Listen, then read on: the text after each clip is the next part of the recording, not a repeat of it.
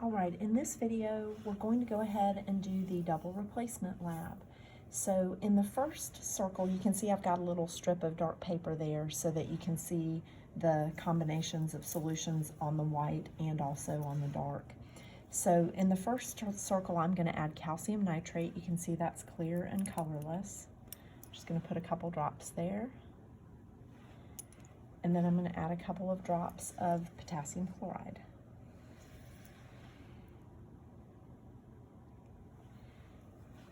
All right.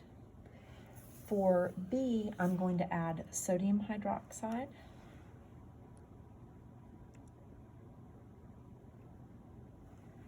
That was 3 drops, but I don't think it makes a big difference.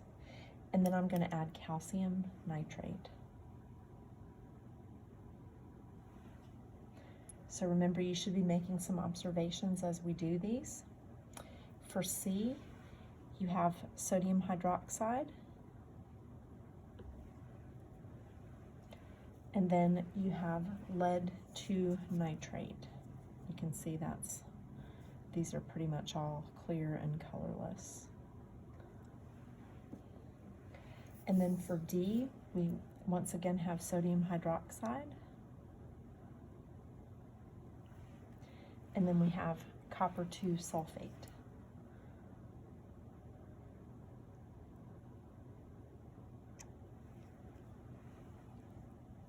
For E, we have sodium phosphate.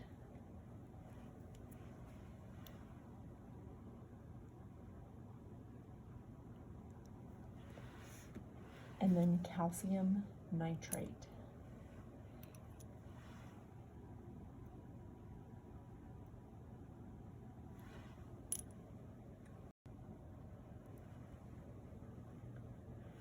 All right, for F, we have sodium phosphate,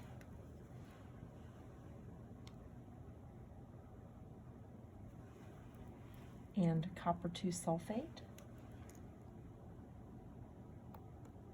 You can see that the copper solution is blue, but it is clear. For G, we have sodium phosphate and lead 2 nitrate. So there's sodium phosphate and then lead 2 nitrate.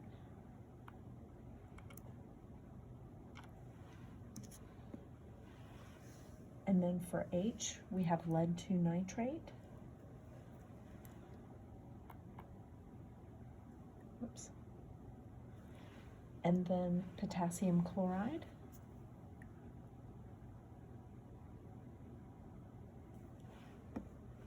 And then for I, we have copper 2 sulfate.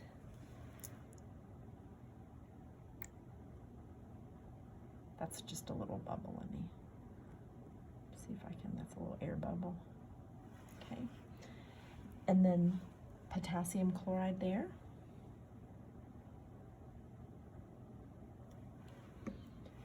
And then for J, we have copper 2 sulfate.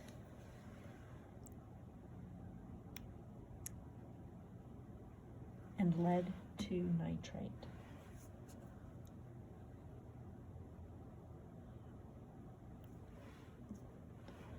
All right, so make your observations. If you have any questions about them, please let me know. I'll be glad to answer them for you.